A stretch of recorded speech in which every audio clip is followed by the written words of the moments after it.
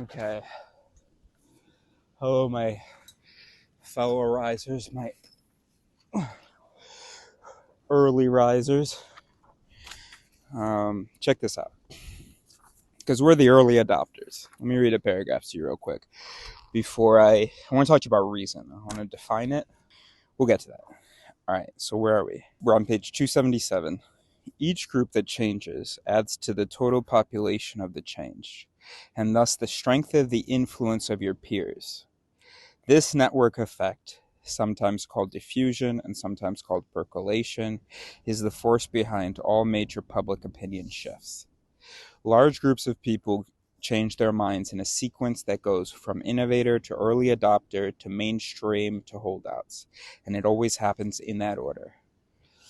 The trick is getting enough early adopters who are deeply connected to the community as a whole to flip and adopt the attitude, which then creates an influential social unit that can kick off the cascade. Okay, so early adopters. Anybody who's open to the idea of some pretty dramatic changes in how we see ourselves and what the human is. Ready for the people who are going to herald in, who are going to be the first among the first ever biological species to achieve self-awareness. Okay? Who don't believe that we're souls and magic and stuff. What's up, buddy?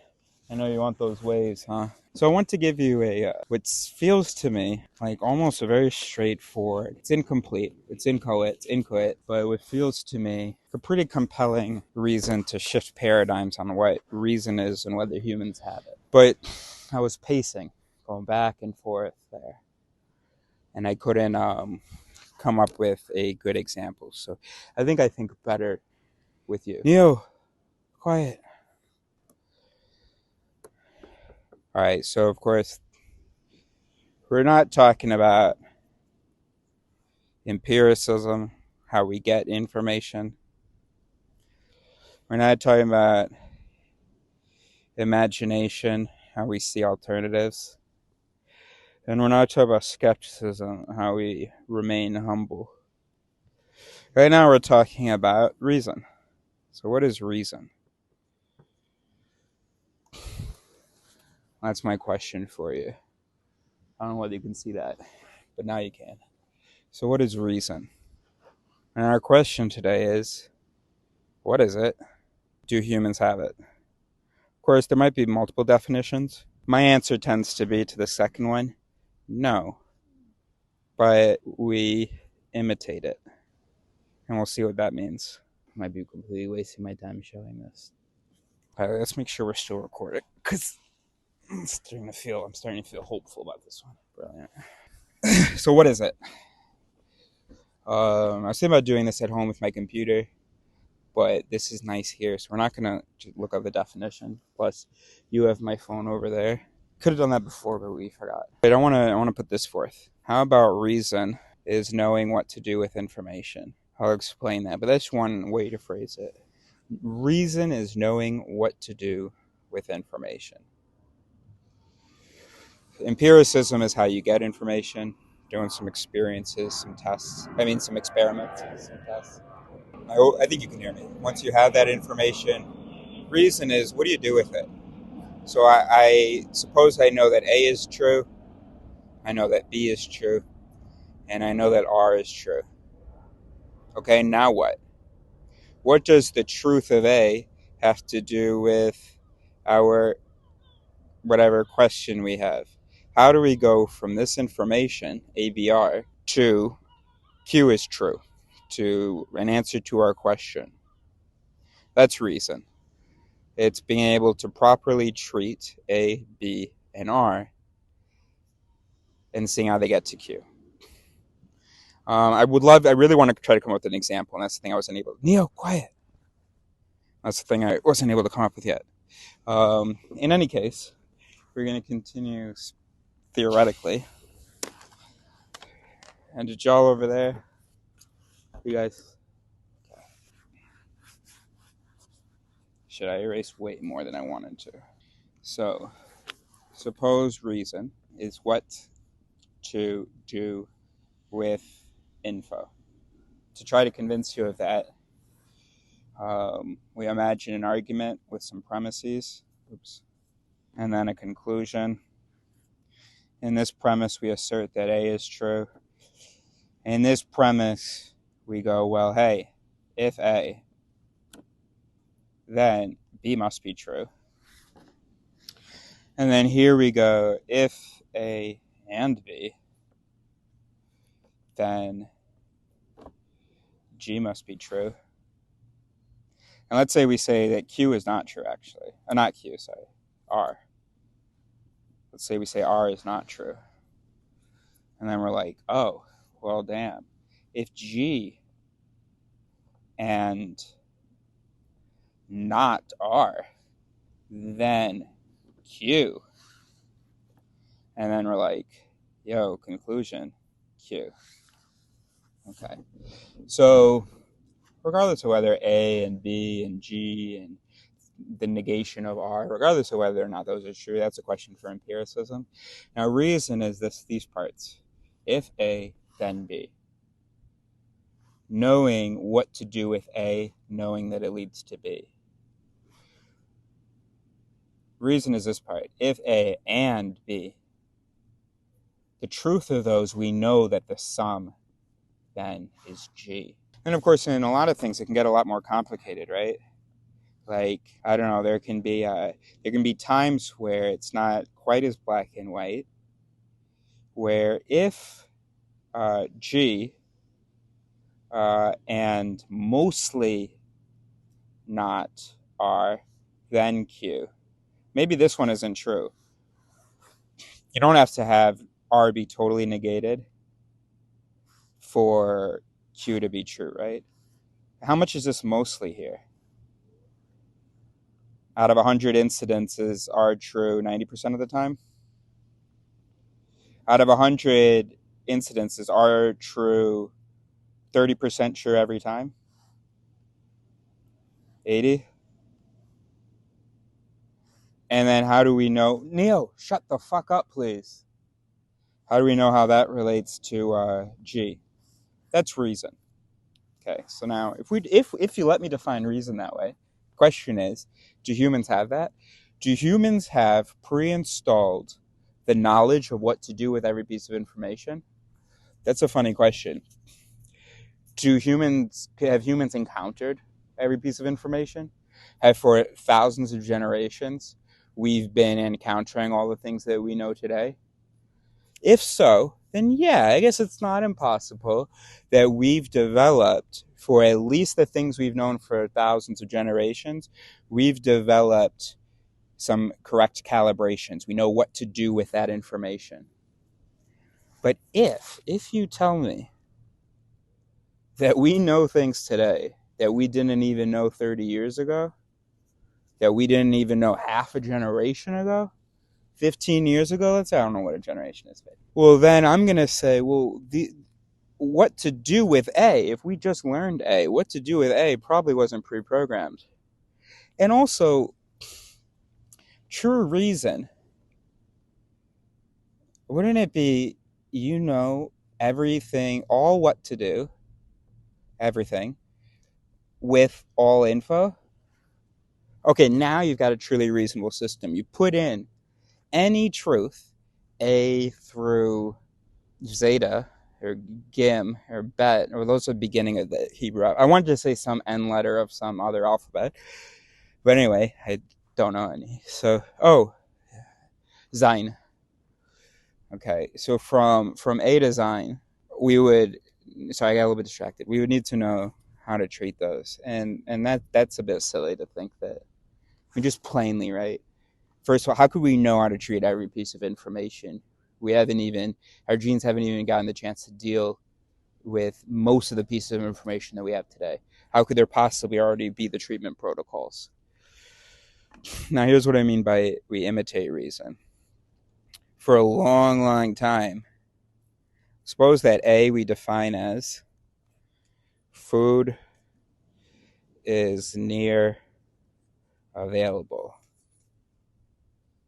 Suppose we define B as hungry. And suppose we define Q as get food. Okay, so now if we establish A is true, there is food is nearby and available. If we establish that B is true, I'm hungry, we've got pre-installed the treatment of A and B. If A and B, then Q. Run that operation. That's pre-installed. So then what we end up doing is Q. Because the quote unquote reason, the rules. Let me make sure I'm still recording because we're almost done. Wow, amazing. This isn't on a battery? Amazing. So this is a thing where we're going to end up doing often the reasonable thing. Of course, here's the thing. It actually very quickly get unreasonable because we're going to have all kinds of issues. Neo, seriously, shut the fuck up. You've got water there. You don't need to hang out with Fred right now. Fred, tu l'allumes un peu quand même avec les bonbons là, avec le plastique juste hors de portée. Okay, so food is, so of course we have all kinds of issues. We don't actually know how to define food. So we end up anything that puts away hunger, we sort of define as food. So even with this very simple thing, which for millions of generations go way back to when we were still in the water and before, these mechanisms have been going. And yet, we still don't really know what food is. And so we end up eating stuff that kills us. I know I eat way too much sugar. And we just don't have the mechanisms to deal with packaging, calorie counts, and all of that stuff. We did not evolve with. And then, like, we have a sub procedure here. A food is defined as, like, X calories, Y threat, blah, blah. We don't have a treatment. You can tell me how many calories there are. You can tell me, you can throw all the numbers you want at me about the health benefits, and I'll maybe even feel like I've made a reasonable decision. I have not. I have no mechanisms to deal with all that information. Okay, so even a thing like this, we imitate reason by doing the quote-unquote reasonable output, because it was the only one that corresponded to our objective of living, which is to eat, to get food, to eat. How we get there doesn't really matter. Nature just weeds out those people who don't get there. So you can get to eating food without having actually had a proper understanding of what food is, how to evaluate hunger. Bro, I remember when I was a kid, I learned that a lot of times when you think you're hungry, you're actually thirsty. So, but all you need is, look, in general, you run this sequence. If there's food available and if you're hungry, then go eat food. And that tends to be like what you should do, I guess. I mean, obviously not in the last 100 years, which is why we have our problem with obesity. So, and this is a beautiful example because even this, our mechanisms are not even perfectly calibrated to deal with the state of hunger and the available nutrition. Often this cue of going and eating whatever that food was available is not at all reasonable. But enough of the time it is for this to be in our genes. Okay? And this is how it's an imitation of reason. It's almost an approximation of reason, and it's a pre-programmed reason. And so the thing is, we're not pre-programmed with how to treat everything. And we're not even pre-programmed with good ways to treat the things that we're pre-programmed to treat. So reason is an impossible state if you allow me to define it as the treatment of information to conclusions, dealing of information to get more information, and also the comparison of information. For that, you need to know, how much do I weigh this versus this? That knowledge can only be sort of discovered, refined,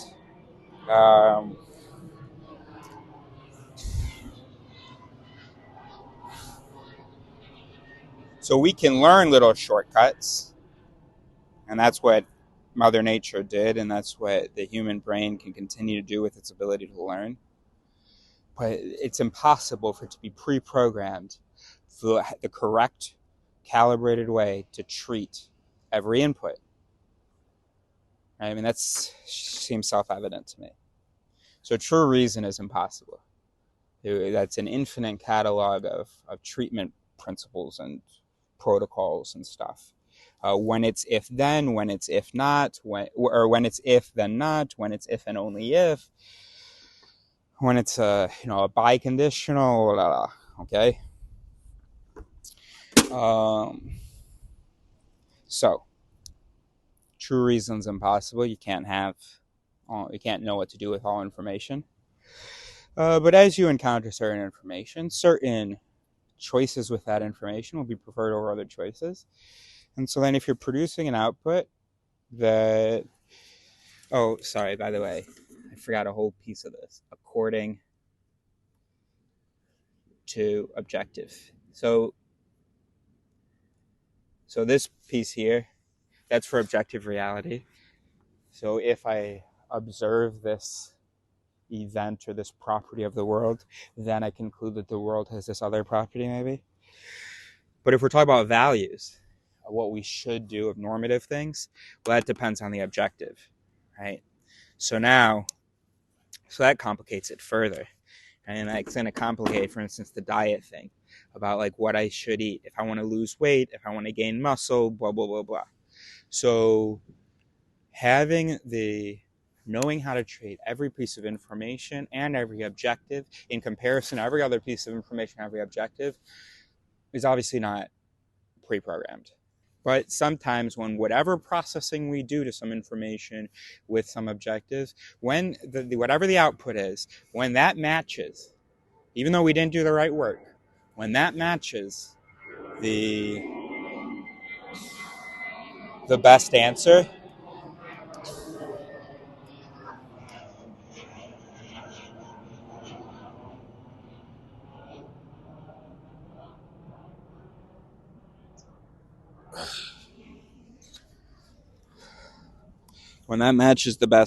obviously those are the ones having kids and reproducing. So that's kind of what it's like. It's like the teacher was just like, "Hey, who got 7?" And she didn't give a shit about what your work was.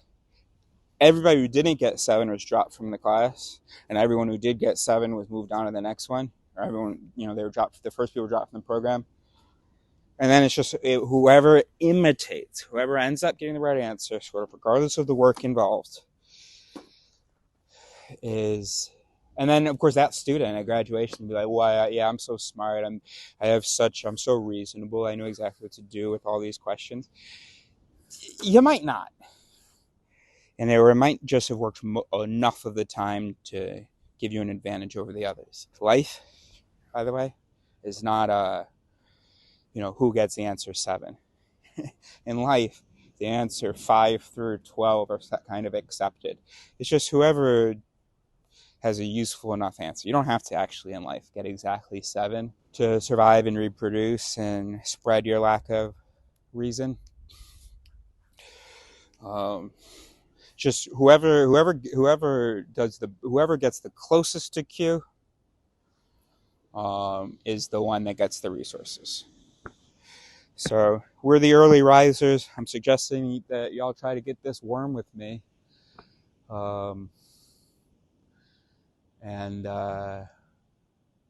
I guess I thought I was going to say something else to really nail the full circle thing, but I think I got distracted by the water. So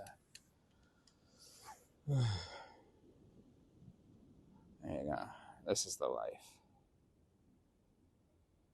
Fred's teasing Neo with that.